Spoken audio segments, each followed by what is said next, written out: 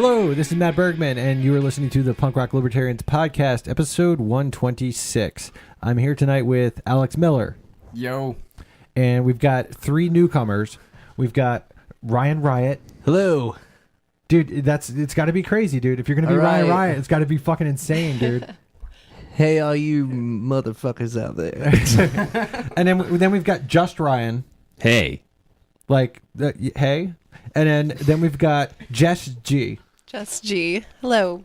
Yeah. So hey, thanks for coming on, guys. It's we've got three newcomers on the same episode. I'm not sure if this has happened. History. Yeah. It's pretty awesome. You're jumping the shark. No, but the podcast is always fun times. So let's talk about so you guys are new. Let's get people an introduction. So Ryan, you're actually the founder of the Facebook page, the Punk Rock Libertarian Left. Yes. Yeah.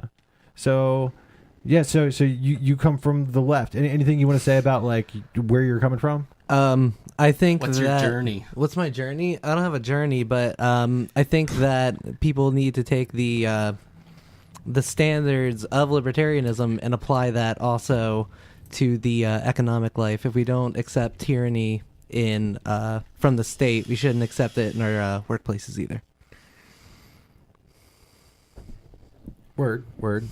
So yeah, I'm sure we'll get into that. I'm sure that'll be fun. We'll get into that. Don't accept tyranny in workplace. Okay. So just Ryan. Hey. What is your gender? No, I'm just fucking. Where do you come from? God, I really wanted to answer that. Where do you come from on the spectrum, dude? I'm a solid ANCAP right now. Does that answer the question? Dude, you sound like a hard ANCAP. I'm a hard ANCAP. I can feel him under the table. Rigid. Dude, he's fucking making the table move. Rigid, unmoving ANCAP. Actually, we were just talking before the show that I didn't really want to call myself that anymore. So maybe we'll talk about that. Whoa. Okay. We don't want to box ourselves in. Sure. I guess that's really what it comes down to. Yeah. So Jess G, where would you say you're coming from? Where would I say? I'm coming from a conservative standpoint. This is sort of just the beginning of my political journey in terms of, analyzing what's going on and how that relates to my life, my social circles, my job, and my family. I have two youngsters of my own. So I think parenthood was really the catalyst for the conservative mindset that I hold to, that I adhere to now. Also, we're married. Did we mention that? Yeah, folks, we just got married.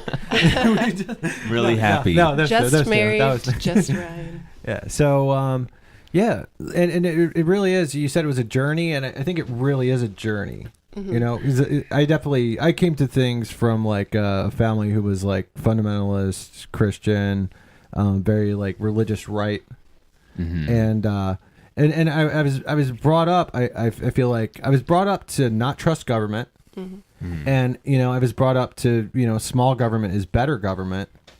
And then I think when I was 16, I started to take the blinders off, and I just realized that whoever's in power, Republicans and Democrats, they both do the same fucked up shit. You're still going to have the wars. You're still going to have the drug wars. Mm-hmm. They really just come together in the middle while dividing the people. Mm-hmm. So it's right then I was a principled non-voter for a few years, and until I learned about the Libertarian Party, and I was just these guys seem to believe like I believe. If they're going to take the time to run, I'll just go out and vote for them. Mm-hmm, absolutely. There was an election year in which I cast a third-party vote, just as part of the movement to express interest, outside of the bipartisan system. Yeah, I think a third-party vote. The thing I like about it more than not voting, because it is kind of cool to realize that I think it's close to half the people that are eligible to vote don't vote. Mm-hmm. I think that's pretty cool. It's basically if you want to take it maybe half the people don't believe in government, or at least they realize there's not that much of a difference, which is probably why they don't care, because Don't it's believe not much as really in- changes. As in, don't have faith in their government.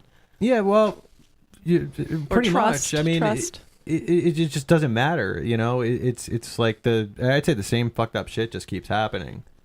Yeah, America was founded on kind of minarchism, right? So if you have a semblance of American spirit, you got your foot way in the door of liberty, and you might not even know it.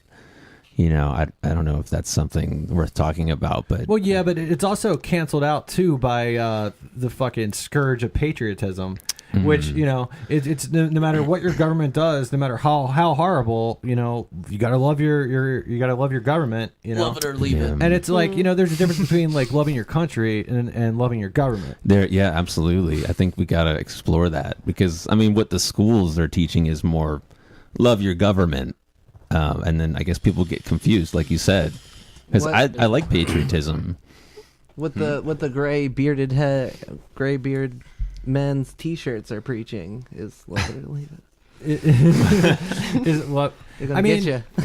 yeah, it's like I don't know. It's basically the whole like love your country thing. It's like I don't know. I'd rather kind of like just like I'd rather just kind of treat people as individuals. You know, I mean, I think it's cool to love like where you came from and like the culture, the people. But a lot of times I feel like it's just used to really breed war. Sure, yeah. You know, It's definitely a control mechanism. yeah, and you know, especially like in the wars nowadays, it's usually drones on men, and the men that are dying are somebody else's men, so nobody over here seems to give a shit. You know, and you know why? Because they're from another country. It's the distance. It's almost like a video game. You don't even notice, but you really should. Like if we can get that list of all the people that were killed on each drone strike delivered to our inbox every day, that might start to move the needle a little bit.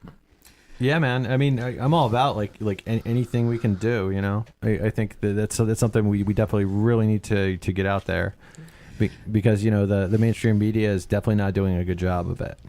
I sympathize with the sentiment behind love your country, not your government, but I still don't like it. I still think it's problematic because it's still saying that you should love or even identify with an entity that is much, much bigger than you, that frankly I don't think you can even say that you're responsible for. So, like, if you want to say, hey, if there's a community project that you took part in, or if you built a cool business or something, or a part of a cool business, like I was still in Texas when the Defense Distributed folks in Austin came around, and that was Cody Wilson who did the Ghost Gunner and, you know, the 3D printed gun. Anyway, I just can heard about see- that this week. Yeah, I'm interested. Oh, you must not be a gun guy. Well, I want to be a gun guy, but I've never shot one. Okay, we'll talk about that after the air. But yeah, I don't know. I still don't like the love your country thing. Like just like say what he was saying, like yeah, it makes a lot of sense to be like I like my my city, my community. You're very part of that. You're very local to that. Those things affect your like everyday life. And not saying that internationally or nationally that they don't affect your everyday life, but Yeah, it's like they you've affect gotta- you in such a smaller scale. You can't really be as proud of it. You had no part in it, really. You didn't really. And a lot of times things are done in your name that you didn't even know happened. And then a lot of people out there, like, if you're disagreeing with it, you're like, you didn't even know it was happening. But, like, you're not proud of it? Love it or leave it. Love it or leave it, bro. Love it or leave it. Like, The love it or leave it argument Love is it or leave it. horrible. Yeah, I think there was a Cookie meme. Monster. There was a meme recently with like some like Somali pirates, and they were talking to each other, and the one guy was like, you know, what if we could just stop pirating and looting? And the other guy was like, why don't you just move to America? It's just like, it's pretty funny, but I don't know. So you know, I think the biggest topic of the week was Hurricane Harvey. You know, and the desolation that's going on in Houston right now. It's pretty fucking crazy. And like I was talking with Ryan the other day, because you know, because he was stalking me on Facebook again. Always.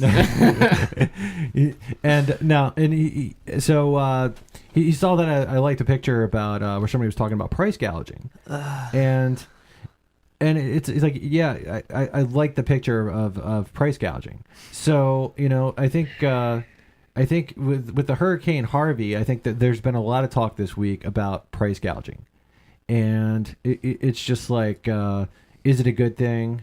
Or should it be allowed at all? I don't know. What do you, Ryan? Do you think it should be allowed? Well, at all? I'm gonna say this: most people would probably say it is not a favorable action. It is not a good thing. But I don't think. I remember actually that conversation. One of your arguments was that if they didn't price gouge, it wouldn't be on the shelves. Like people would have just bought it up and then hoarded it or something like that. It might not be on the shelves, because it's like when there's a storm and all of a sudden everybody's going to go and buy 6 months worth of toilet paper. Okay. Well, the thing is like the people that are most affected by those things are the poor people who couldn't afford the premiums anyway. Yeah, and the people that are left behind and couldn't afford to evacuate, because that's the thing. It was like people. Either you could afford to evacuate or you couldn't. Most of the people who were left behind were either immigrants or just people who just didn't have the money. They didn't have... they tend to be those same lower income people that are affected, most severely by the So when gouging. you price gouge and you put those premiums so high, that's not on the shelf for them. That might as well have been sold. That might as well have been... not available unless you're like you're in favor of stealing it, which in a terrible situation like that I would say that is perfectly fine. But yeah, I don't know. Like I don't know where the positives come from that, because like, you're saying like the people who most need it's there for the people who most need it. Well, I would say the people who most need it can't afford it. Well, I mean, we're talking about water going up from like to what, like $2 a bottle. No, not $2 a bottle. We're talking about the 24 packs that you can get for like $2, $3. Yeah, so $2 a bottle when once Not you $2, convert it. we're talking about the how much? 24 Yeah, how much packs. are they selling the 24 packs It's like for? $50. Like $50. I thought it was like 42. Right, it was Like, anywhere that's from still $42 to $10 different. That's a lot of money $99. for one 24 pack of water. No, yeah, and you don't have running water, and you don't have. You're those right. things. It is a lot of money, but the other shame of it, and I'm not, and I share your concern for the poor people, but the other side of it is if you weren't allowed to raise the price at all, you would also probably have somebody come in there and just fucking buy out like a ridiculous amount of it. But and I hear that argument. This is actually kind of weird that we won't do this with necessities, but we'll do it with, say, like Christmas toys or something like that. With Christmas toys and big releases like that, we'll have it like one per customer, one per family, one per this. We'll have all these different safeguards just embedded so that it will be available for the most amount of people. And I think that's a valid like one per customer for 24 pack of water. Yeah, I mean it doesn't have to be one per, but like two per, just whatever. The way you don't have that, where it's it's the same kind of deal. Yeah, I get that. That's an alternative. I ultimately think it should be up to the owner of the business. Yeah, I don't agree with that. Yeah, I mean, do you think the government should tell you how much you can sell your CDs for? I think that no, I don't think that's really the same thing. How is it not? I mean, these stores that sell water, why are they open? I mean, they're open to make money. It's a business. They're probably losing a lot of money during that time, and then this is like most of all of what they're selling, and they might not be able to get another shipment in. And if they just sold a ton of it for real cheap, there might be a lot of people who didn't get any of it. So. I mean, well, they're not it's selling not like it for like real there's cheap. They're not selling it all, so I'm they're saying- probably coming out even, whether or not they're doing it on the premium that hardly anyone can afford, or they're doing it in the way I just said, where they're like they're more controlled. Yeah, and I understand what you're saying about the liberty thing. They should be able to do whatever they want with their resources, but those resources, and this is when they didn't just by themselves cultivate that. They didn't just themselves. They did have how- a lot of other. they didn't buy the water. The community has like gone in there. They spent a ton of money. You know, I'm sure they've had some help through the state to go do all sorts of different ventures. And that make it possible for them to even be selling the water, for them to then go and just say "fuck you" to like all these people that are now in dire need. I don't think that's right, and I understand that's right in like the capitalist, free market argument, but in just moral, I don't know. I just don't think it's right, man.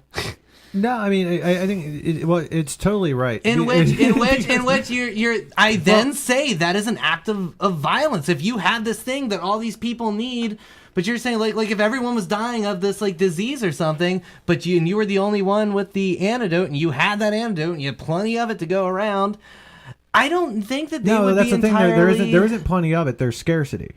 There's scarcity, but there are more than enough bottles of water for them to have. And the thing is, like, it's staying in the store. I mean, yes, there are. Well, one of the especially in America. Okay. Well, one of the other. I would say that one of the beauties of price gouging is, once you have these places like run out of stuff, you'll have a dude drive over from like the next state, and like a U-Haul truck, quote unquote price gouging for stuff, But no, they do that, yeah. He's trying to make a buck, and this dude has no financial incentive, which he did have before, which drove him to go there to do that. This is just the madhouse of capitalism. This is just... It's not really a madhouse, man. It is a madhouse. You have all these people that you're are... You're talking about a delivery. There are all these starving people. There are all these people that don't have access to water. All these people who desperately need these things. And then there are all these businesses that have it, but they're like, you know what? Then you're kind of like saying the people that can afford it deserve to live. The people who can't afford it don't, or like didn't have the savings, didn't have just the resources available. No, I'm not saying anybody. Thing. I'm not saying anybody doesn't deserve to live, dude. The prices are saying that. No, I mean, dude. I mean, like conversely, I think it would be awesome if somebody who had the money would buy up a bunch of shit and pass it out to the people who didn't have it. And that happens. That happens, and there are those. But the thing is, a lot of those things are state funded, which we don't like. So well, I don't really it just, know. It just sounds like you're believing more in like these rules against price gouging. I do, yeah. Enforced by the state. Yeah. Than the goodwill of people. I would say, yeah, well, in capitalism, especially the business, the people that usually tend to have the most resources are not... Remember, I am an anti-capitalist for various reasons. The people that tend to have the most resources did not get there through very virtuous ways and don't always do the most virtuous things with that... historically, that's very accurate. So think about, like, the Nestle guy who's trying to... what was that one quote he said? People are going to start thinking that they have a right to water. So you're like, no, people should have a right to water. You need water to survive. Like, you're not making anyone your slave by saying that. We have systems in place to where the people still get paid for putting out the water. And you can still do that without a state. Not right now, though. But that's why most anarchists would argue. Most anarchists would argue. I mean, yeah, we could do that without a state. Through charitable organizations, that's incredibly more difficult than it has to be. But most anarchists would argue that these certain little things that the state does are necessary right now because we're taking on the state and capitalism. Certain few things that the state does to protect us from the evils of capitalism, like price gouging and things like that. Define capitalism. What do you think capitalism is? Oh no, I know this. I know this argument. Oh, good. The free market, buying, selling, just free trade, property rights. I own this property, so I make the rules. I own my body. Well, I don't even agree with the self-ownership. You don't believe that you own your own body? No, I believe that you own your own body to an extent, but when you start putting ownership over it... to what extent? When you start putting ownership over it, that gives you a right to buy and sell it. Like, I've read a lot of those articles from, like... It does. Yeah, that's rough. That's a total, like, F you to liberty, I would say, because you can put someone in a desperate situation where they can, like, sell themselves into slavery... And that's the opposite of liberty. That's the opposite of anything humane. That's the opposite of anything that we should be like shooting for. Are you talking about someone who voluntarily sold themselves into a lot slavery? of times it'll be a lot of the arguments I've read, like from these libertarian, Mises.org pieces, are they're in a desperate situation. They're like their child's gonna die and they need to rise to the occasion, get the money to pay for a surgery or something, so they should be able to sell themselves into slavery, instead of having our focus be on creating resources to where people wouldn't have to do that, and like a system where people don't have to do that, but in the least coercive manner. Now I feel like this is going to turn into like a huge socialism versus capitalism Well, that's debate. what you got when you got me on here. Yeah, dude, fucking do it. Oh man, I yeah, let's do it. All right, let's take off our shirts. Yeah, but I mean, it just seems like body ownership. Like Again, I'm not talking about like body ownership as in someone else then owns you. I'm talking about I'm talking about you can should own own a your body. I'm talking about you own your You own body. own your no, because that's, and I kind of sort of struggle with that concept too. Like, if I don't own my body, who does? No one. Like, a person is beyond ownership. A person can't be owned by anyone. It is an autonomous individual till the end. It is not. It's not an owner thing. That is just basically saying slavery's fine. Like, because you can then transfer ownership of yourself to someone else.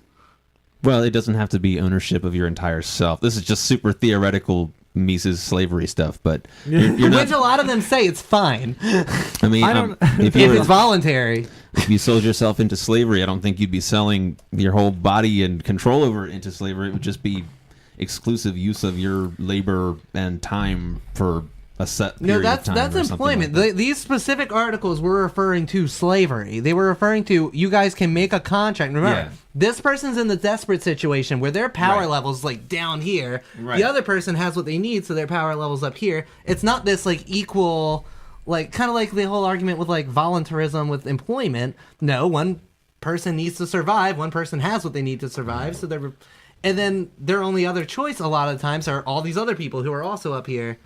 Yeah, I mean, it's like, I don't know, it just sounds like you're justifying people joining the police force because it's their only option. That is not what I said at all. I mean, it's just a voluntary job, right? It's not a voluntary job because, again, they wouldn't be joining the police force if they didn't need to work for someone else to feed their family. They're still working for someone else and following their rules, giving up their own autonomy in exchange for. Yeah, but I mean, you get to choose where you work. That's what I'm pointing out. You don't really get to choose it, though. No, you do, dude. Most this people isn't don't. fucking Nazi Germany, dude. People don't come to your house and force you to join the fucking police force. No, but you're starving. You're volunteering to enforce fucked up laws. No, a lot of people. No, there are a lot of people who do get the privilege of choosing exactly what they want to do with their life, getting the job exactly what they wanted. And Paris Hilton. Yeah, no, and a lot of people do get to do that, and that story is true for a lot of people. But then you see the people that are almost like kind of like forced into the situations of these really demeaning jobs, but they don't have a lot of other options due to low skill. Maybe they're immigrants, they came over. Now, they escaped a much worse situation, most likely, but they didn't find themselves in a much better one, and the resources aren't necessarily always there for them to improve it. It's not as voluntary and black and white as these arguments make it sound. What would be more voluntary? Be more voluntary is one thing I'm a little bit more in favor of is like the basics at least being covered. Your housing, your enough money for food to survive. Who pays for this voluntarily? Well, perhaps if somebody pays for it voluntarily, I'm all on board. But I mean, the taxes, slavery. No, I mean, no, seriously. Yeah. I mean, who's gonna pay for it? Well, right now we have to do taxes. Yeah, but I'd say if we go further, they did find ways to do this. If you look at like Catalonia and stuff, they had these things in place where there was guaranteed employment. There was no one went without. How did that work out? It got It's relatively successful until it was militarily conquered. yes. As most successful socialist experiments were. I mean, let's also be honest. I mean, they also shot people who used money. I mean, there's some really good things to take away from it, but there's also some problematic aspects of the anarchists in the Spanish Civil War. I think what a lot of ANCAPs miss is the historical forces of where we are now, and the economic forces of where we are now, and they try to put theoretical ANCAP, which I agree with probably 100%. But when you apply it to, like, oh, hey, a sweatshop, it's like, oh, hey, it's voluntary. Well, within that very narrow context, yes. But if you make the angle lens wider, you'll see, oh, no, it's because there's normally some like statist action that's cut off access to opportunity that in a truly I'd say ANCAP free market system that wouldn't have been the case. Yeah, which is why I don't like to use the word capitalism, because you've just differentiated from Right.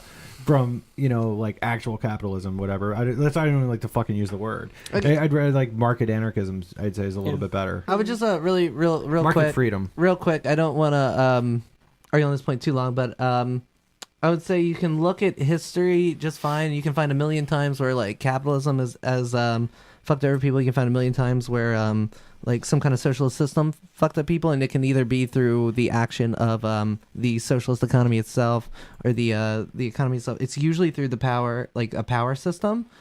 And what a lot of socialists are saying is we can take our history and we can learn from it and learn how to prevent those things from happening. Like, don't throw the baby out with the bathwater, like that kind of thing.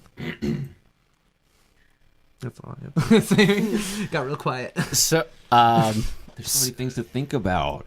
well, just Ryan, you said earlier that you were considering not using the term ANCAP, and I was curious to know why that is.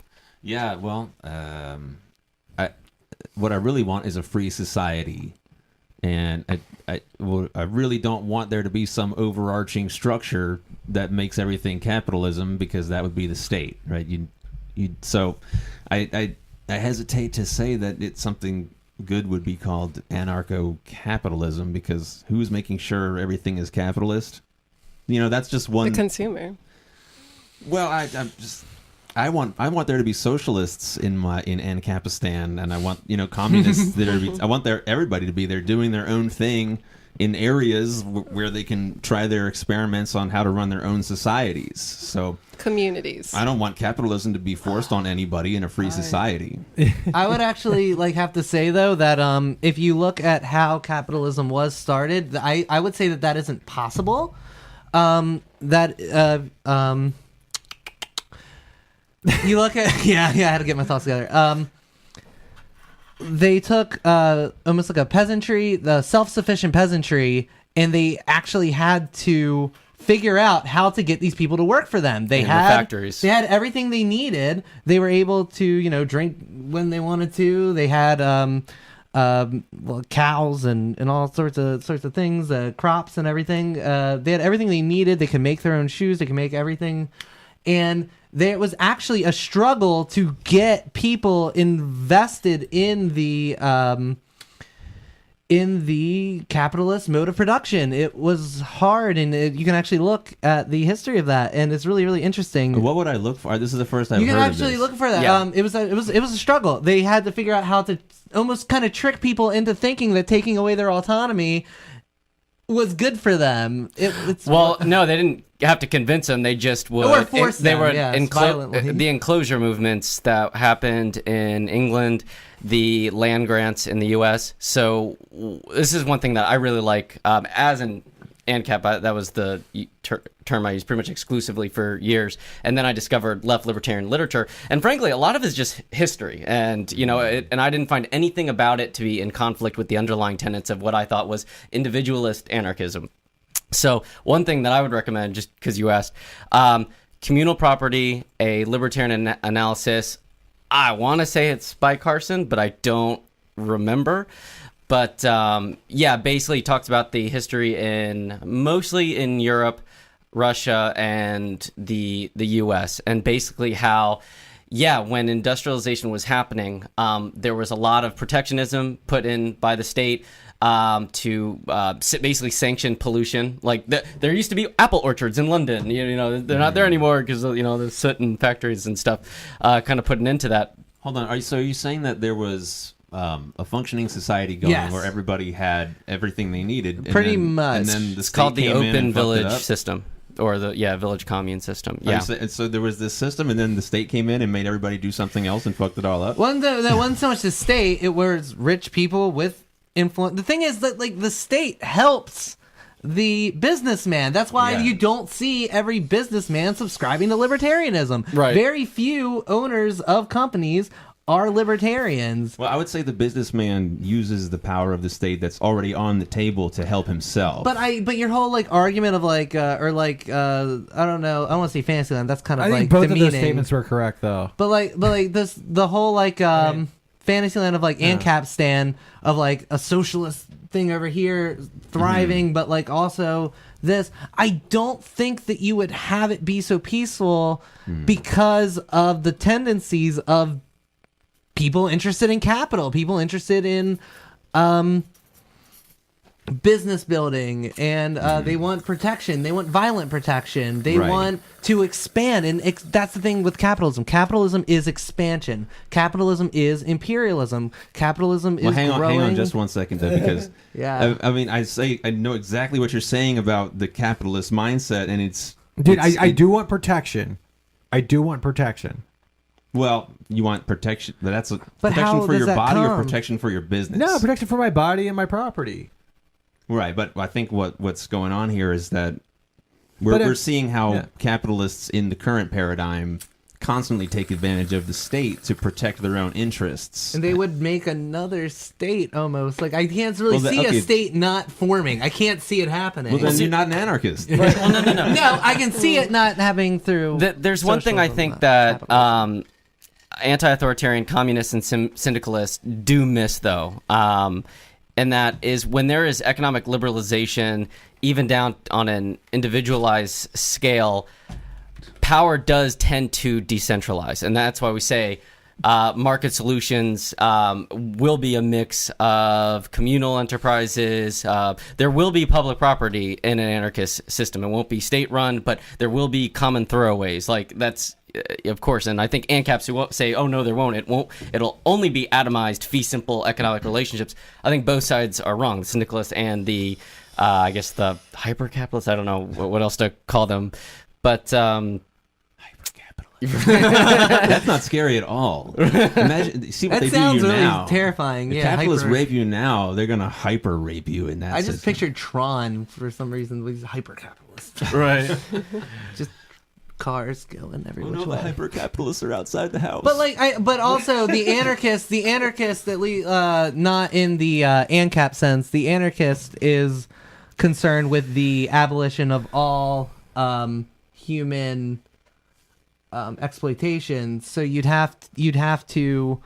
A lot of times in these supposed societies, they say, "Well, you can go build all this," but in the framework of the ANCAPistan, you would need to exploit yourself for a little while to get the capital or whatever to go do whatever you want over there. Basically, you're playing by their rules until you can break free from them. And that doesn't usually happen without some kind of violent overthrow. It just doesn't. yeah, that's why I don't like the term anarcho-capitalism, because I think we could do something without that situation. You that you introduce just laid yourself out. as one. Well, I know, because there's so few terms that we have. I could be an anarchist, but then you automatically imagine me as kind of like a black clothing wearing guy that's smashing people in the face because I'm triggered. Yeah, I mean, you could say market anarchist. Yeah, But then I you know. have Benjamin Tucker and stuff like that, so you can't really do that either. The term You can't say anarchist is market just so- anarchist. No, there's the whole you ever hear mutualism, stuff like that. Yeah, Yeah, free market socialism. Free market socialism, Yeah, yeah. yeah. Yeah, but I mean, Which I'm basically just saying, ends up in anarcho-communism, but Yeah, all I was saying was, you could identify as a market anarchist. I mean, and a lot of people do. it's Yeah. it's. I mean, That yeah, term I don't even. I like Oh, that term he was even worried less. about avoiding confusion, though. That's why I said that. You like that term less? I like market anarchist even less because people hear the term market and they're just like, "Run!" So I feel like you're in a bad position with that too. I want a cool hip name. That Individualist doesn't make people anarchist is pretty good. I feel like if you say like voluntarist, you're Yeah, like that's inviting a fedora on your forehead. though. Yeah. Like, Yeah. you don't wanna and do a neck that either. beard. It's hard. It's a hard lifestyle. I'll just wear the fedora. Fuck it. I don't know. Your neck's looking a little bare though, so I don't know. I shaved it 2 weeks ago. Oh no. I have a nasty neck beard that creeps in. Well, come back in a couple weeks and show them. It's probably on the floor of my car right now. I'll dig it up. Yeah. You can buy it on eBay. Real neck beard. And it's inflated price too. I'm gonna gouge the fuck out of it. So, but I guess more of the argument that I've always heard was that, a socialist society could exist within a libertarian society, but a libertarian society could not exist within a socialist society. I agree with you. Although you'd have to use the term. You're talking libertarian, like Well, capitalist. yeah. That's why I agree all with this you. shit gets Actually, fucking yeah. confusing, dude. I agree with you. Yeah. No, because I mean, seriously, you have to have a lot of masochists just over here. Like, please exploit me. Please, fucking exploit me. Because the goal of the anarchist is to end exploitation. If you have all these people over here living in the society of workers' cooperation, democracy in the workplace, everyone has what they need, and then these people come in and they're like, no, you live by my rule. Again, that's what seems so weird to me, actually. So you think there wouldn't be people that say exploit me? Because I don't think there would be. I'd be the first guy then. I'd be like, But again, I think but you would have probably like some kind of leather vest on and like a chain around your neck. They know to leave you alone. You want to go do your little S&M thing, but like, no, here's the thing. If I could just like somehow acquire resources of my own, however meager, and just do my own thing on the side, without someone coming and being like, you can't do that. But because then it becomes because like it's not necessarily like the freedom to exploit, it's the freedom to live without exploitation. That is what freedom is, the freedom to live autonomously. When you go and you say you follow all of these rules or I take away your resources to survive, you're creating a system of no freedom. You are subjecting yourself. How is the I mean, I understand in terms of firepower, but how is it different saying this man controls me or this state controls me? It's the same. I see what you're saying, and I totally agree with Especially what you're because saying. it takes advantage of a person down here in power and someone up here in power. It's not. No, but to say it's inevitable, I think, is a mistake. I mean, to say that there will never be apprenticeships where you or any sort of voluntary employment, wage or otherwise. I mean, think about it. If you had ongoing like open village systems, it would have to be a really sweet gig to get you off of that. And you're right. It probably wouldn't be as rigid, punch in, punch out. Like who would want that? But to say that there would never be any sort of, it would be impossible to have a self-interested decision to pay someone to learn a skill, an apprenticeship, to jump in on some economic enterprise with the understanding, hey, you're going to start with these responsibilities. I'm going to call main shots my idea, but hey, I better not be an asshole because otherwise you can leave. You'll have those options. So just because someone enters into it doesn't mean by definition it's because they have to. But in all the cases where we see that it is the case that they have to, that's where I agree with you, and I think a lot of ANCAP's miss is there's a historical reason for it, and we shouldn't defend that as the free market that we're coming from. But I'll say, like, it's unlikely that someone would go from this society to that society because this society isn't disinterested in human development. This society isn't disinterested in education. This society isn't disinterested in bettering itself.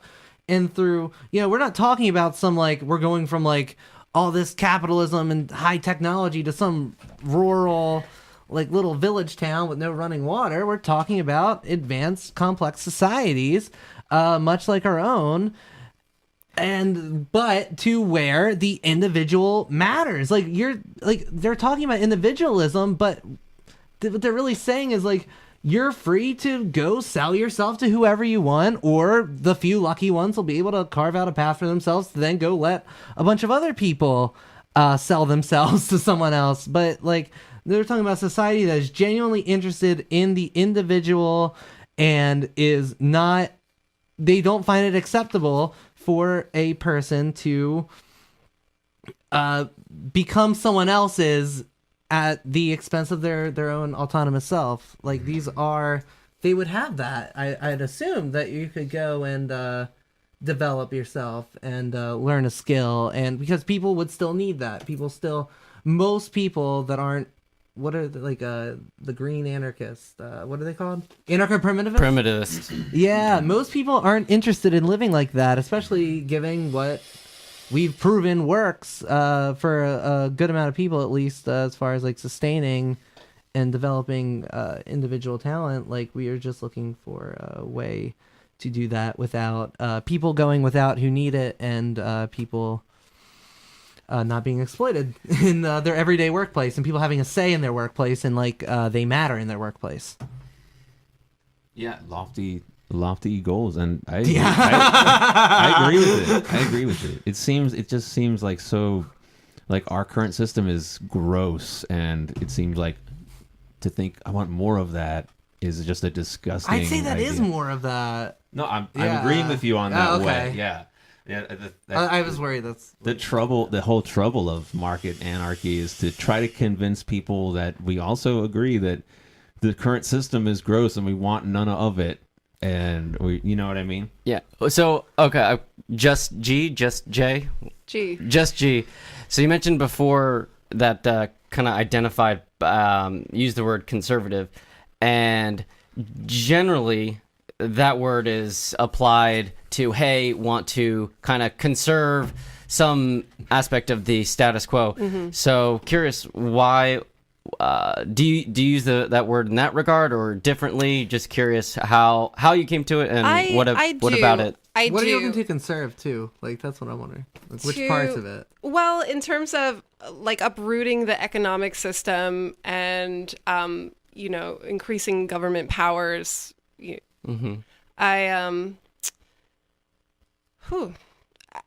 Conservative is also described as like a reactionary, right? It can be, yeah, ideology sure. Also, and I just feel like that's kind of how I approach my surroundings. Mm-hmm. I respond to it.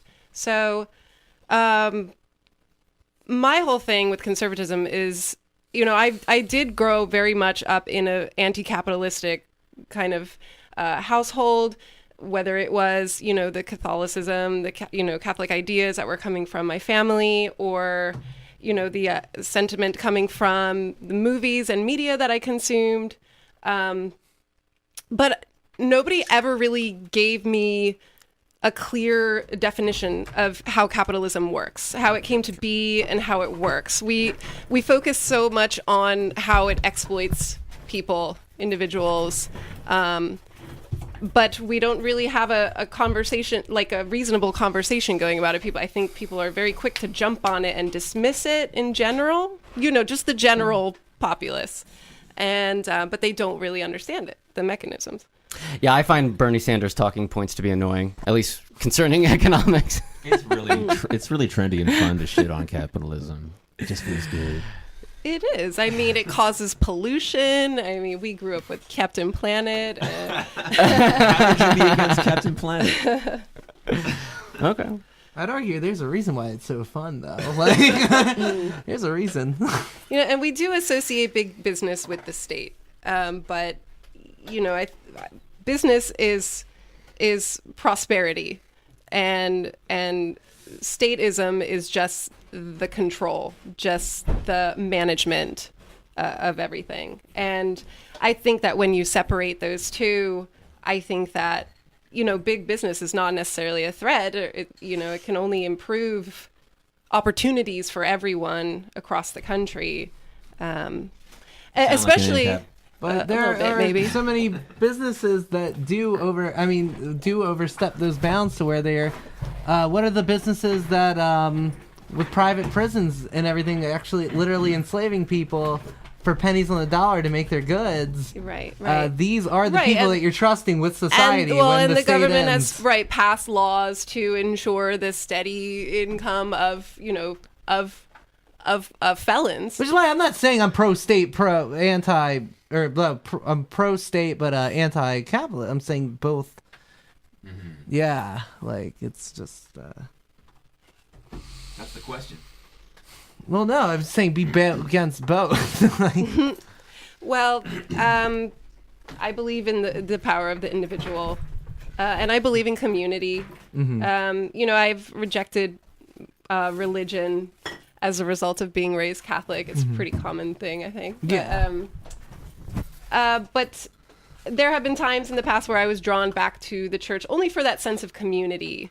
It's something that's definitely lacking. We may or may not know our neighbors. We have resources around us within the community, but are we aware of everything that's available to us? Do we get along with our families? I think family is the first, resource that we have access to. So I don't so much believe in government as a necessary force if we have community. which is great. Yeah. Yeah, and I would totally agree with that. But No, you don't need government if you have community, and I believe you will have more community without government. Because I feel like anytime you go to government to do a job, I think it's a societal fail. If I think Why'd you look at me? you would have. No, you were dude. What was so funny? Dude? Everyone look at Riot Ryan. Yeah. So, in other words, we should be able to get it done without them. I think we should be able the community to. should be able to get it done. We should be able to, but that philanthropic approach in our current system doesn't really work. What, dude? It's But DIY, we're not dude. talking about the current system, though. No, you said like in the current system. Ryan, Every time that a government steps in to do a job, it leads to a failure. Oh yeah. Which I guess is like a good argument against. No, the I'm welfare saying system or something. I'm saying it's a societal fail that we allow government to have to get to that point. to Yeah, come- okay, yeah. I agree with that. Yeah.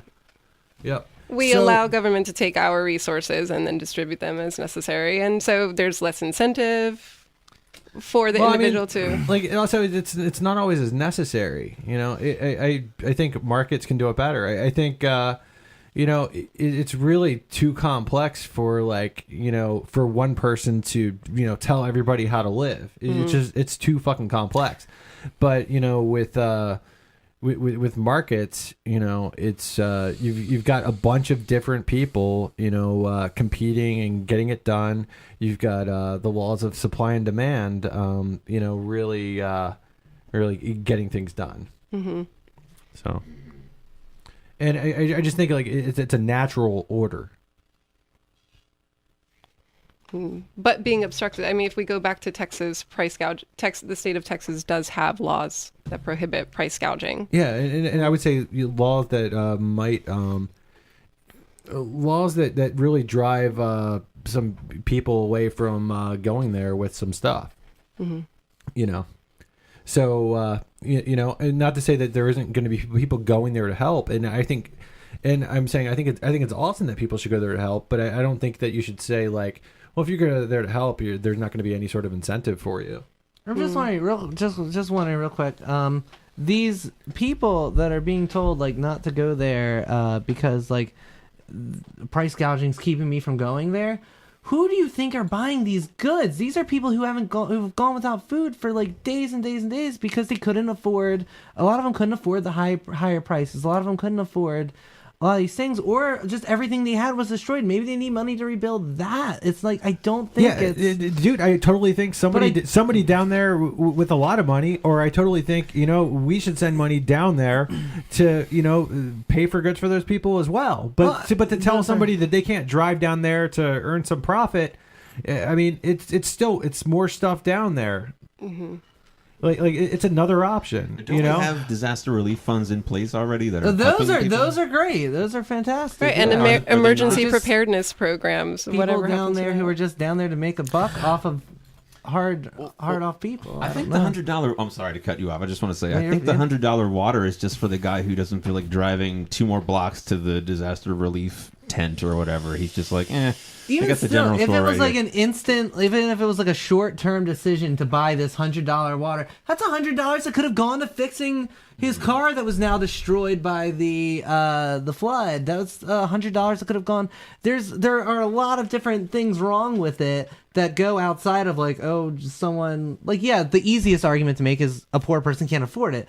But it's also like, should a person have to go and put their resources towards $100 of water in the short term to then go in the long term without like fixing their car, fixing this, when that's in a civilized society, that's not what we should have to do. Ryan, instead, can we just call it $1 million bottle of water? Hey, we can do that too. Okay, can we do Although that? to someone who can't afford it, it really doesn't matter what the price is on there. Yeah. Yeah. I mean, you know, and once again, like, I'm not saying that people shouldn't help people. People should totally help people. I'm just saying that this is another way to get goods down there, dude. And then if you have it, you'll bring more people down there. And if somebody's charging $100, somebody else is going to charge fucking $50. Somebody else might charge $40. I don't think it's gonna be that until it's like $1 kind of thing. But No, well, there is like, you know, okay. How much is the water going to cost these guys to take down there? Do you think? not as much as people are probably going to be. They're going to Well, clean yeah, up. They're of course going to not clean as up, much. yeah. Of course not as much. But I mean, how much do you think it's going to cost them? Like, It depends on where they're coming from. I don't know. I mean, can we agree on an amount? So this 24 pack of water, how much does that cost at like Sam's Club now? Does anybody know? It might have taken them $2 or like, $3. Okay, $2 or $3 for this pack of water. It's Okay. taking like Club $20, membership. $30 to get down there, maybe.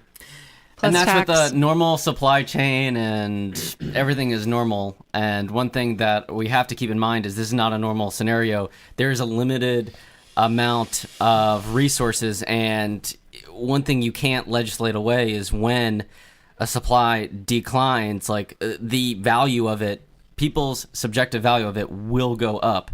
I would be willing to pay $4 for it or something, like, you know, if I knew that the access to it won't be as reliable as, you know, it's been in the past, I would be willing to pay more for it, just as there are some things I'm willing to pay more for now, whether it's a TV or gold or Bitcoin or what have you. So I think that's a reality we have to acknowledge, have to accept, that we can't legislate away, while maybe still at the same time saying people who take advantage of others in a desperate situation, you know what, they're probably shits of a human being, and maybe there's other ways to inflict economic consequences on them. And Yeah, You know- yeah. And actually, I heard a story about that. So basically, apparently there was a hurricane someplace else. This buddy of mine was posting on Facebook, and one of the gas stations was apparently like super price gouging city, and everybody it was apparently it was just one of them. One of the gas stations there was, and then it's like the whole community was just like, oh, fuck that gas station. So the gas station went out of business. Then another gas station opened up, and then no more gas stations could survive at that location even because of that memory. So I believe that is an example of market justice. You know, I'm not saying gouge these poor people for all their worth. I don't think you I'm are. just I don't saying, think you don't are deter either. people from driving down there to make a buck, because that's one way that shit could get down there. Right. Trust that free thinking, the social forces of free thinking people are able to solve complex problems. I found a funny article about this water. Did you guys see this? Best Buy explains why they charged $42 for a case of water. No. They said in a statement, Best Buy rep told Business Insider the pricing was a big mistake. The price was seen only on Friday and was because an employee had mistakenly priced the entire case of water by multiplying the price by a single bottle. That's bullshit, but okay.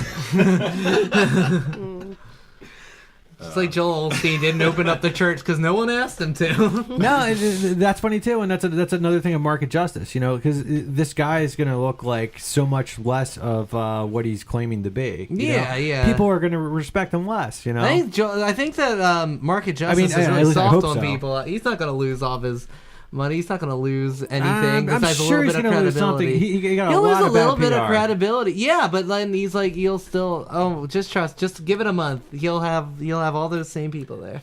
Well, yeah. I mean, when you look at an industry that has more riddled with entrenched privileged classes, sure, yeah. But if you look at sectors that go more toward the fringes, that is outside of it, where it's in the realms of software or what have you, there is a much faster reaction time to and a more efficient punishment mechanism. So, yeah. Also, in Best Buy, this happens to me all the time. I stroll in there and I'm like, why is Dark Souls still $20? Are you gouging the price on Dark Souls? Best Buy is just a bad place. Dude, I used to love Best Buy, though. I guess it was like 15 years ago or something. Because you could get CDs for so fucking cheap. And they had a great selection of bands on independent labels.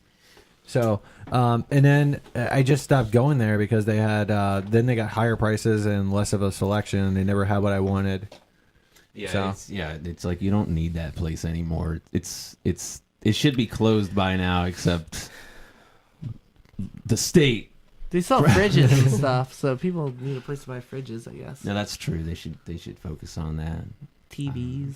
Yeah, Amazon's going to I replace think they're all doing that pretty stuff. horrible. Yeah. Yeah, that place is not going to last because everybody's just going full Amazon all the time for everything. Okay, so we're about like fucking almost an hour in here, and we're gonna go to our second topic. Yeah, Okay. please. We're gonna. Dude, are you okay, man? I'm not okay. No, Are, I'm okay. are you I'm okay. triggered? Yeah. No, I'm just fucking. I really enjoyed I'm that. melting. I just said that because you were joking. I'm melting. Because the other day you were like, everybody's gonna call me a snowflake. I didn't say those words, but No, I got it. I'm just fucking with you. I really enjoyed that. I just want to say that was a great. I'm about talk. as. Yeah, no, I Snowflake thought it was. I thought it was Yep. fun times, man. Yeah. I thought it was a good discussion, dude. Okay, so then moving on from here, we're gonna talk about the LP caucuses, and this is a topic that Alex Miller brought up. Yeah, I have a general skepticism toward the Libertarian Party. I don't particularly care to get involved or think that's the best vehicle to pursue freedom. The last time I voted was in 2008, and I have no plans to really ever vote again. But just what I find interesting is I think after the lack of success with Gary Johnson in 2016, where you think like that was an opportunity, why wasn't more success achieved? I've seen two caucuses pop up that are each pretty radical. There's the von Mises caucus, which I assume they haven't released a statement of principle, but You can't really take them serious though, because none of those Mises guys vote. evidently they're trying to. But yeah, they seem kind of like specifically anarchist and cap. And honestly, dude, like I love Mises. Like a lot of people that are involved with Mises, but at the same time, I think like Chase Rachels is a dick. Yeah, he's become kind of a clown. Yeah, I mean, and everybody's kind of like, I feel like they're getting on Mises right now because I think I think there are some dicks involved, but not really as much people that are in Mises. Like, Tom Woods is catching heat right now. I fucking love Tom Woods. And Jeff Deist, I love Jeff Deist. And I also like Lou Rockwell. Now, do I agree with any of these people 100% of the time? No, I don't even agree with myself 100% of the time. Don't ask me how that's possible. But, yourself. But, but then it's like with like Chase Rachels, I don't know. I just feel like I don't know. What do you think about Chase, dude? You're blocked by Chase, right? He's not. As far as I know, he blocked me a month or two ago, and as far as I know, he's not part of the Mises caucus. I don't know what he's up to. We were friends for a brief time. There are pictures on Facebook of my wife and I having dinner with him, his wife, and his kid. And probably starting 6 months ago, my wife and I said, you know what, we don't like what he's saying, and it bothered us to the point that we ended the friendship. And that's actually kind of when he started going down his road. But of late, so what do I think of him? I don't think he's worth talking about. Okay, cool. Anyway, Fair enough. I fair think he's a enough. clown. Fair enough. Okay, so I guess you've got that side of it, and then you've got Mike Shipley, actually, who I'm totally cool with. He actually had me on, I believe it was the Outright Libertarians podcast, it was fun times. And he started the Libertarian Socialist Caucus. Yeah, I'm trying to find the statement of principles. Haven't found it yet, but let's see. Like all LP members, the NAP pledge is valued and respected by the Libertarian Socialist Caucus members. If you perceive violence being advocated, you are interpreting. Okay, that's not it. But yeah. So anyway, that was another one that just popped up, and so part of me is I think it's neat that there's just radical elements popping up. That was kind of my takeaway. I probably like both equally. But yeah, the fact that it seems to be becoming a little more radicalized, maybe it'll come to nothing. Maybe it's like 1,000 people like one on Facebook, 200 like the other on Facebook, and it like nationally, what will it amount to?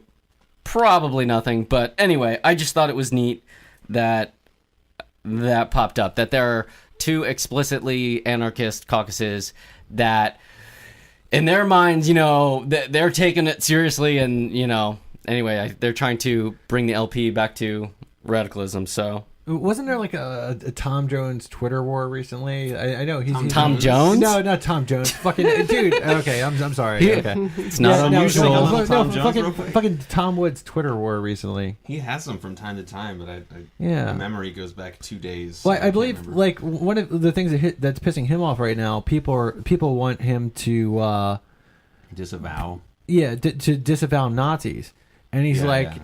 He's like, fuck you. he's I just know. like, he's like, I never espouse Nazi principles, it's I'm not going to just disavow Nazis because you tell me to disavow Nazis. It's like, I'm obviously not into being a Nazi, Right. I think it'd be more it's like, this obvious is if fucking you- ridiculous. right. It'd be Is more that- obvious if he would just do it, but Are you referring to I that? totally get it. It's fucking ridiculous. Are you referring to that petition that was going around that he refused to sign? Oh, I think to? that was Yeah. Yeah. Yeah, there are many more reasons. Like we don't know exactly where this website behind it was suddenly erected in the light of Charlottesville, and Thank you for remembering that. right. But he had a good dozen reasons for not doing this. But Yeah, but I- I think it's pretty common sense that I don't know. Maybe this is a dangerous idea, but I think the default American position is that we hate fascists. I agree.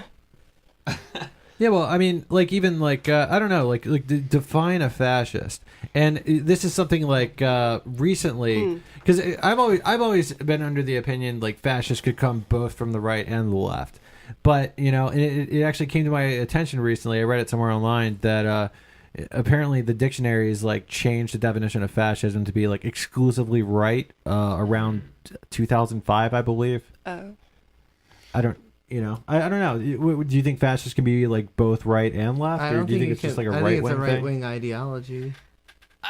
I think I don't know, but probably the important thing is that authoritarians can be come at you from many directions. Hey, Sure, dude, yeah. and let me tell you, that's why I fucking love you, dude. Okay. That's why I fucking love you. And I I say, love you too. I say this, not just because Alex Miller's awesome, but I feel like the whole fucking left right paradigm just fucking divides. What we should more be concentrating on is I think there's a different paradigm. I think it's libertarians versus authoritarians, the people that want to tell you what to do. Yeah, That's the way that I look at it. sure. But yes, so LP caucuses, I think it's great. I think conversations, people getting involved. It's some excitement for once with the LP. I've got a question about this caucus thing. Do people like to just slap libertarian and anarchist onto their thing just to sound cool? How do you square libertarianism and socialism? Well, I mean, libertarian was a socialist word to begin with. Well, wasn't Mr. Libertarian Rothbard an ANCAP? No. Yeah, but that was he actually was like- admitted to. yeah, we're talking appropriating way it. before that. Yeah. We're talking So- way before Rothbard. so- I read that whole. I mean, the Yeah. in the simplest condensed form, I would say the words capitalism and socialism did not mean what they used to. We're talking about changing definitions. So I mean, the liberal used to be more of just a freedom idea, and Yeah, now yeah. it's just morphed into a different definition. So the word, capitalist was first used as a pejorative even before Marx. It was used by folks like who were radical free marketers like Hodgkins and there were others. I didn't bring my note cards, but basically, social. You got to bring the docs. Yeah. Socialism was this umbrella term that was anti, basically state privilege claiming resources. And so originally, there were a lot of free marketers who were under the socialist umbrella. Proudhon, who, mutualist, Benjamin Tucker in the U.S., oh God, who's the guy? Not Hodgkins. There's someone else, and he wrote Caleb Williams. He was a British author, and he married one of the Shelleys. Anyway, Spooner was anti-capitalist. yeah. Even like Lysander Spooner, he went to the Socialist Internationalist Conference. Now, he really royally disagreed with the folks saying, "Hey, dictatorship of the proletariat, one party state." Like, so. That was the problem. It was a very large umbrella term. So, fortunately, unfortunately, I won't say, but what's happened is probably the more authoritarian forces have won, I think, in their claiming of it. And that's where it was mainly Ayn Rand and Mises, who claimed the word capitalism as like a positive. And that's, Ayn Rand was my introduction, like over a decade ago. So that's why what I like about left libertarian literature is, again, it gets into the history. Don't be, I hate the word, but don't be triggered by like words someone uses. Look at where they were at a place in time and try to get in their mindset. And anyway, so yeah. Okay. Yeah, man. I think an excellent article I like to mention when we're on this topic is by Jeff Riggenbach. Oh, that is a good one. Yeah, Why I Am a Left Libertarian. And as much as I hate the left-right paradigm... Oh, William Godwin. Thank you, sweetie. My wife just texted me. As much as I hate the left-right paradigm, like, if I was going to claim something, if I had to, I'd claim left libertarian. And, just for the reasons Jeff stated. But at the same time, I feel like it just, like, in today's climate, it doesn't even mean that anymore. So I'm just like, fuck it, Fuck the paradigm. Yeah, when I talk to people about ideas of liberty, I can identify as an ANCAP, I can identify as a left lib. I really like mutualist literature, but I hesitant to call myself that just because whenever, I don't know, like Sean Wilbur and the mutualists on Facebook, they don't seem to like me very much. But anyway, it's not the argument that convinces you, it's the argument that convinces someone else. Don't get hung up on labels if they're not being helpful. Find a way to communicate the underlying values and ideas. Sure, yeah. Totally. And let's not lie, the Libertarian Party is a vehicle for that in some regard. I would agree. And, but what do you think about, like, Arvin Vora? Who? Oh, the guy, he was here, right? Yeah, he was here, dude. I really don't know much about him. We had that talk. He seemed pretty cool.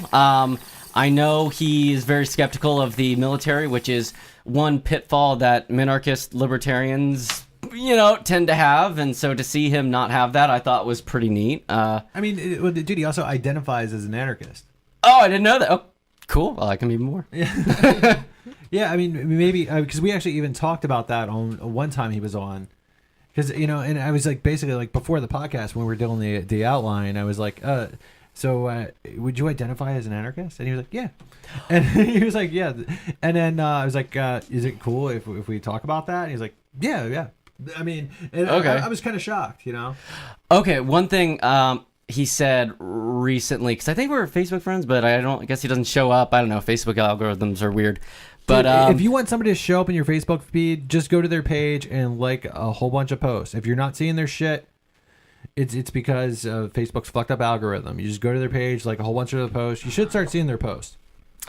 But I saw that he posted something that libertarians, as something deriving from an individualistic ethical framework, while things like racism, bigotry don't directly go against the non-aggression principle, it should still be we should still stand against it. Like, don't use violence to oppose it, but we should still stand against it. And I don't know, it's nice to hear that. I don't like when people start talking about those problems, and libertarians, I don't know, maybe they're just so sensitive. Oh, they're gonna want to use the state to end this problem. It's like, no, not necessarily, but we can still have a conversation about this problem anyway. I know, it's basically like it's Chase Rachel's. He just makes the argument that you can be a libertarian and be a dick. No, no, and Chase will say, "Oh no, there's an economic reason for ethno-nationalism. There's good economic reasons for it." Yeah. Clown. I mean, and I just don't like that. I don't know. and yeah, we totally should discourage it. Have you ever considered you might be a communist? No. Whoa. No. Yeah, no, I'm just all for fucking freedom. Yeah. So, Cool. Chase can be a dick. I mean, Chase can't start lynching people, then we have to cap his ass. But, once he starts lynching people or whatever he's going to do, I think Lenin said that. I mean, like, honestly, I don't think Chase would lynch anybody. I don't think Chase is physically capable of lynching anybody either. But, whatever. We can stop talking about him, But, yeah, whatever. I just think he's an ass. So, from here, I guess the next topic on tonight's agenda was, the romanticizing of former presidents, in the wake of Donald Trump. Yeah. Catch me up on this. I just think if George Bush were still president, we would be in utopia by now. I think that's perfectly reasonable. Yeah, what is Ryan Riot calls him G-dubs? G-dubs. With Ellen DeGeneres taking pictures with him, just like, what's up? No. Actually, it's really weird because he did say a lot of positive things to get elected. He said a lot of things that were actually really almost controversial. So now he to was say. a politician? Yeah, exactly. He came off as the peace candidate, actually, amongst many of the Republicans that he was running against. He was the peace candidate. But when he was governing, they weren't showing those videos of here's what George W. Bush, the nice things he had to say about it. But now that it's we're so far removed from it, now we're in the Trump, they're going back to those videos and they're like, well, George Bush cared about peace. George Bush cared about all stuff. No, he didn't care. He's still the same asshole you didn't like. He's just... Now you're seeing him through his goggles. Well, that sucks. Is that happening? That sucks. That is happening because Trump is so bad in comparison. I don't know. Well, we have to see. Yeah, I don't know. what ways is he bad? He's kind of accelerating it though.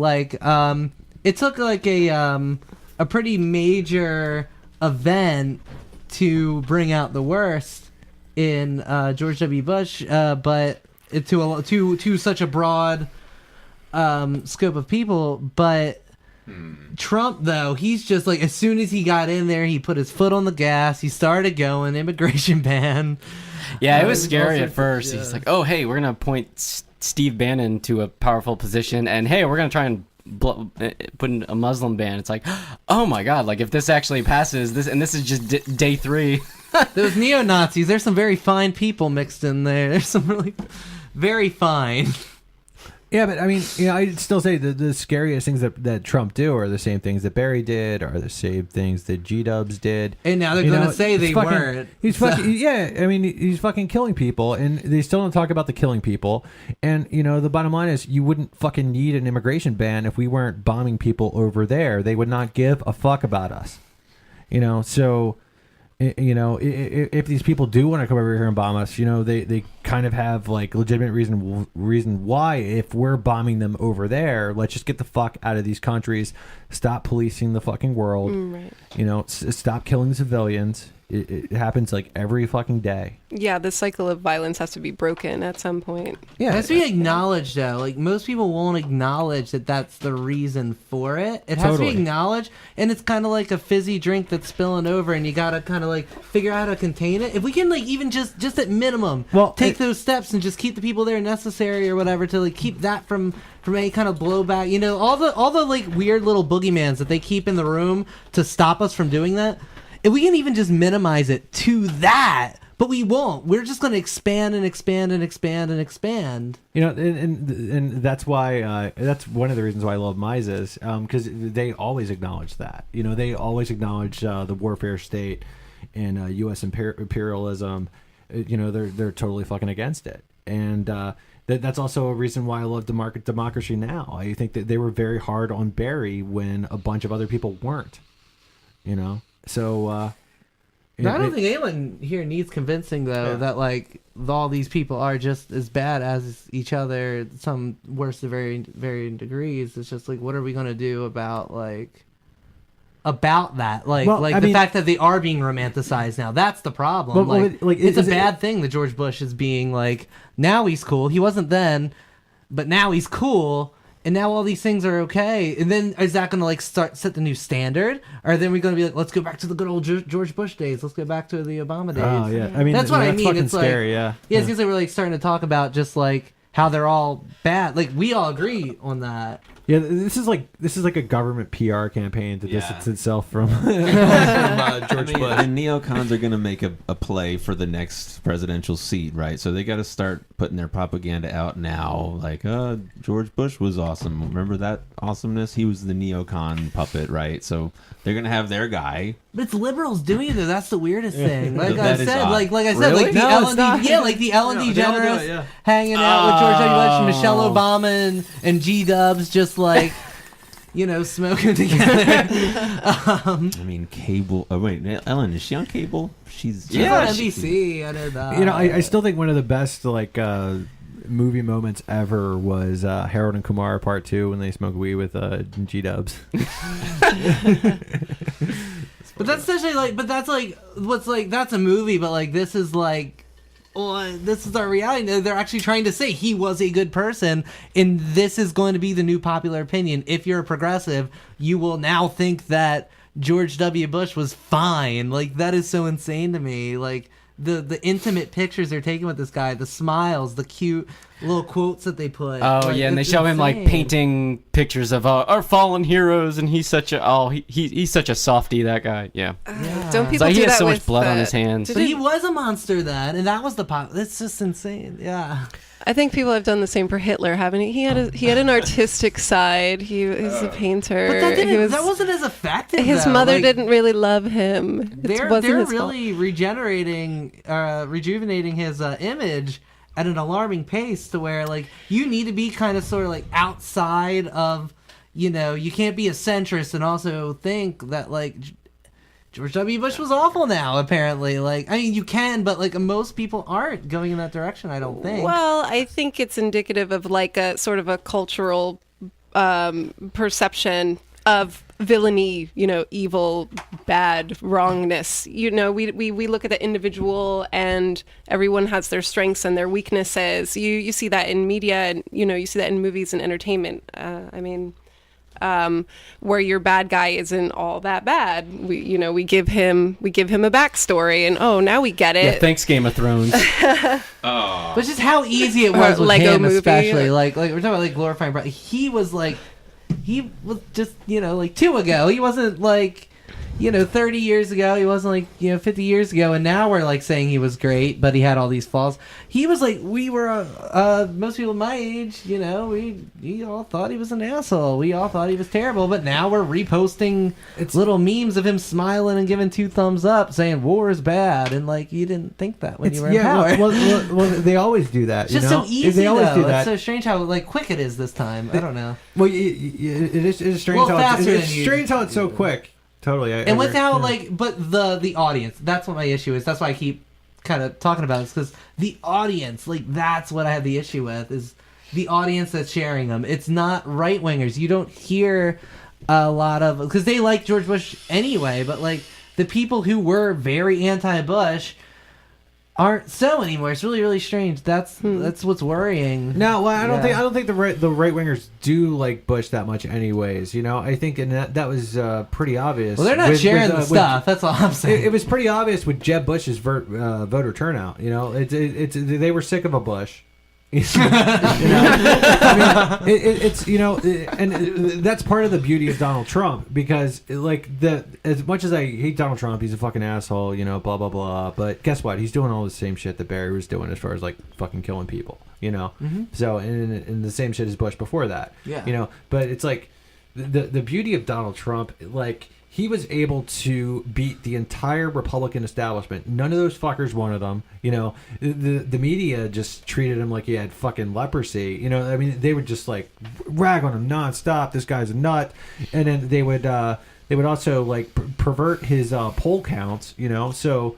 And that I think that really fucked up the election. But it's like, who even knows how it fucked it up? Because I'm sure there's a lot of people that didn't show up because they knew Hillary was going to win no matter what. There's no way Trump could win because Hillary's so far along in the polls.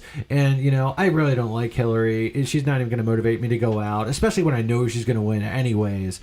But Yeah, definitely. you know, conversely, you know, there was also a lot of people that like Trump, and it's like, yeah, but he'll never win. You know, so I mean, who's to say who it hurt or helped the most?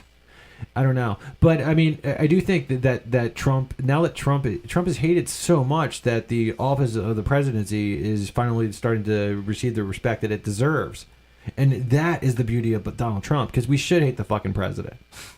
Yeah. Cheers. Yeah. Oh, I just want to say about to address Ryan Riot's point about how scary it is that this kind of stuff.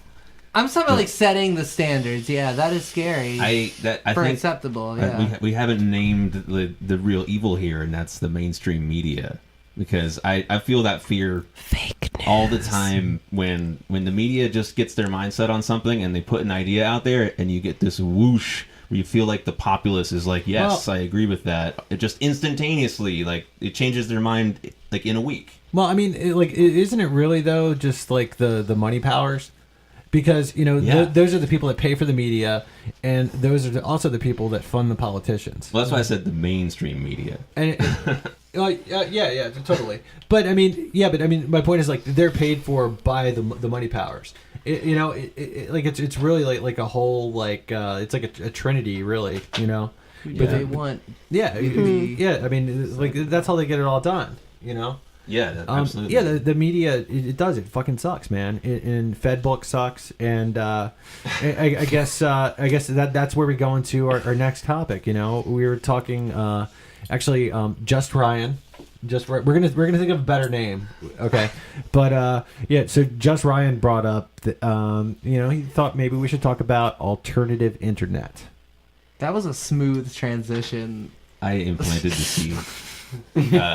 I'm hoping somebody's heard of these things other than me, but I mean, I'm married to you, and I don't even know what you're talking about. No, dude, I've definitely heard of these things. I'm excited to talk about it. Yeah, so in the months leading up to now, there's just been a slowly increasing din of we need to get off YouTube, we need to get off Facebook and Twitter. Yeah, fucking enter RedTube. RedTube's like, we have the infrastructure. We can put the porn to a different area. You won't even see just a little bit.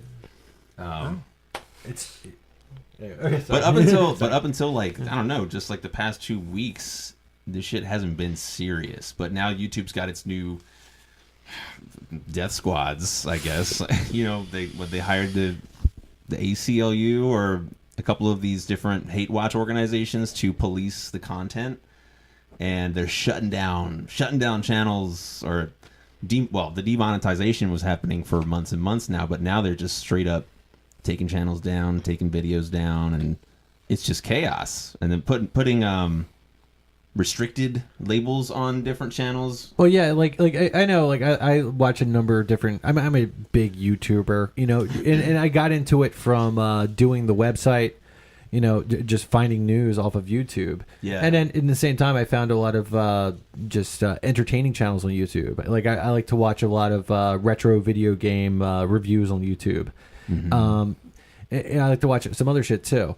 And then so you'll like you've got all these channels, you know, that for years they built up millions of subscribers, or you know, hundreds of thousands or whatever, a lot of subscribers, and they've been able to earn some revenue off YouTube. But you know, and during that time they've cursed, you know, and they're still cursing. That's just the way they fucking speak. You know, so and then Facebook is saying, or no, YouTube, sorry, YouTube saying, you know, like if you curse, we're gonna like demonetize your video. That's one of the things they're saying. I believe they're also demonetizing videos that are political. Right. And You now know? it's a step further though, where they're like putting like big warnings and restrictions on things. Demonetization wasn't enough because people found ways around it. Now there's just straight up like warning you, this content is evil. Proceed at your own risk, basically. Unless I'm getting it wrong, but I mean, Alex Jones still has ads though. what do you mean? So Alex Jones still has a lot of ads though. yeah, I mean, Oh, yeah. I don't think I don't know. Is anybody here like a huge fan of Alex Jones? No. What No. I'm saying is, like, I don't know if the crackdown is as hard as against like these kind of opinions. It's definitely Is hurting it? the smaller channels It more is, than yeah. anybody. I mean, Alex Jones can afford to pay YouTube if he wants to, I guess. To Yeah, but I mean, he's still losing some money. I mean, I don't know. Like, you know, YouTube has the right to fucking do this, and the beauty of it is like these alternative creations, like say DuckDuckGo, or what were we saying, Vidmeo? Is it called? Vid.me is the alternative Vid.me. YouTube that seems to actually be getting some traction. If you go, it's a really pretty website. If you just pull it up, I like it a lot. Oh, real quick though, I did hear from a channel actually. It's not all on YouTube. A lot of it is the advertisers, and a lot of it's actually on YouTube, not policing certain things either through principle or just negligence. They're fine. A lot of the businesses are finding their ads being shown on things that are kind of, you know, they're not what they want. Right. They're What coming they to represent. you know, That's why they neo-Nazi demonetize. videos, things like that. But that's causing a reaction that's affecting everyone. So it might be on YouTube to do that, but it's the businesses actually that are like kind of pulling back on a lot of that. No, that makes sense, and that's why Yeah. they were demonetizing a few months back. I mean, but No, that, I was just saying it's not No, like who let's call, wa- but like you're Dude, not going to who go watches to it? Vimeo. I'm just saying you're not going to go to Vimeo and then make a living with those same Well, things that's- if that problem keeps persisting. the living just stopped happening anyway, so Yeah. people started getting Patreons to make their bones from, and so which is YouTube- legitimate. Yeah. YouTube didn't like that either, though, which is why this current wave is happening. They just don't want your videos there at all. Well, but dude, who watches YouTube and is like, man, Chris Cantwell sucks. Fuck Cheerios. You know, It's not so much like, you saw that. the It's just Cheerios like commercial? their image is then being Associated. associated. Is it? I It always is. assumed- It is. I was- Wait 5 seconds, watching the Cheerios bee run around, and then you No, get to I- watch Mr. Clanhood Man No, shout what he wants to say. No, I just always figured that YouTube paid money to have their ads shown there. I didn't even know. Yeah. No, it's actually Yeah, they like, got The paid the other YouTube way collected money around. for that. I mean, Like, it's there are a lot of vegan YouTubers that I noticed because I watch a lot of vegan YouTube channels, and there'll be an ad for like Longhorn beef or something, like right at the beginning. It's like, what? Do you know what your audience, like, who chose this anyway? So The I don't apparently know. saying that YouTube's actually trying to fix, like it's not them being, but it's not. I guess it's just not as easy as a problem. But I don't know if we're going to solve it just by switching over to Vimeo. I don't know. Although it is a pretty website, I agree with you, and Well, I mean- it I mean- runs a lot slower. Though, see, but- I don't know if it's YouTube's fixing anything. If anything, like I've seen like channels that I enjoy a lot, you know, content creators that are losing revenue. Well, that's why I said it was a problem. That's like because of this, now it's affecting all sorts You know, of people because they're like, well, because YouTube won't fix like not putting our advertisements on X and X. Now we just want to pull our advertisement because that will happen. That's Well, what the argument is. Also, that's you what know, they're it saying. seems kind of dumb though, because why I would would say that's not me. That's them saying that. Well, yeah, yeah. but I'm just saying it seems kind of dumb because, like, if I was Cheerios, okay, pay attention. If I was Cheerios, why would I want to sell Cheerios to Chris Cantwell people? they got to eat. I know they're eating cereal. a lot of them are very stocky. They probably have big appetites. It's like what the fuck does it matter? It matters because of the culture right now. Like we Yeah, don't want to they're buy angry- from a brand that's advertising on a white nationalist. Right? Didn't Kellogg's disavow video. Donald Trump or something? They care. These big Especially companies. because that is becoming more and more important. They're like these like public images of like. No, No, that's the thing of capitalism right now. Yeah, that well- it's affecting the YouTube channels. Well, like as far as I know, like companies don't pick certain videos to advertise with. Well, no, that's what they're saying. Because they're not being given such, because their advertisements are showing up in places that they don't want, and they don't have the power to pick and choose, and put their videos where they're most wanted, they're deciding to pull out altogether, and that's what's affecting these smaller channels that they don't post anything bad. They don't. Well, post like also though, like say if I was a cool dude and I built like and if I built like you're not a cool dude. if I built like Theory. if I built like doomsday bunkers and I sold them and I thought, man, like Chris Cantwell and his nutty followers, they're gonna fucking eat this shit up. I mean, I'd probably want to advertise on their videos to sell some fucking bunkers. I mean, yeah, that's. Maybe, I don't really know what you're arguing against here, actually. No, I mean, it's Like, are you saying that it's- the companies should just be putting their videos? Because this is their I mean- choice. I mean, and the problem is the corporations themselves. YouTube's not necessarily doing anything.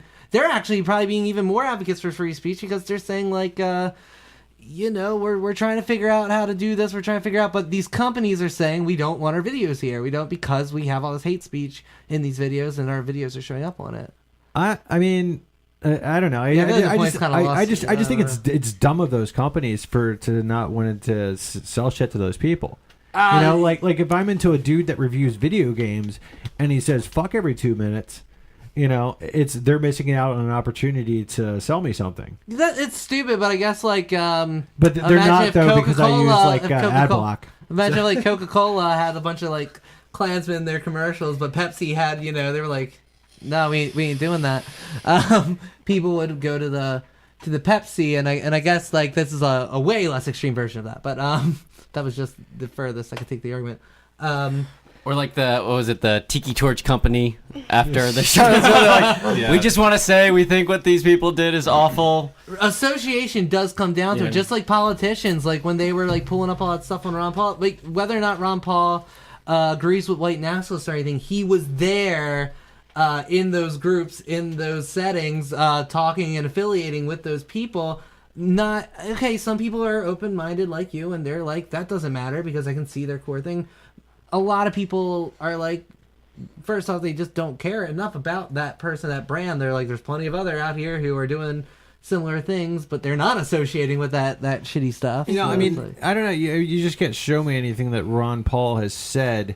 No, exactly. But you can show. I can show you pictures of. I can show you pictures of Ron Paul hanging out with white nationalists, standing in front of Confederate flags in front of a bunch of white supremacists in those venues. I can show you, and I can show you newsletters that would hint at those things from a Ron Paul newsletter. I mean, you can actually find a video on YouTube, which is probably the one you're referencing, where Ron Paul is speaking in front of a Confederate flag.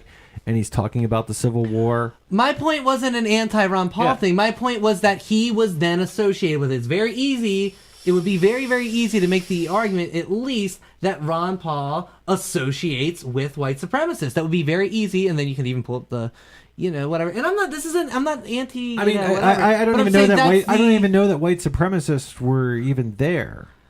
Okay, but anyway, my point is that okay, so if it's that easy to then take that.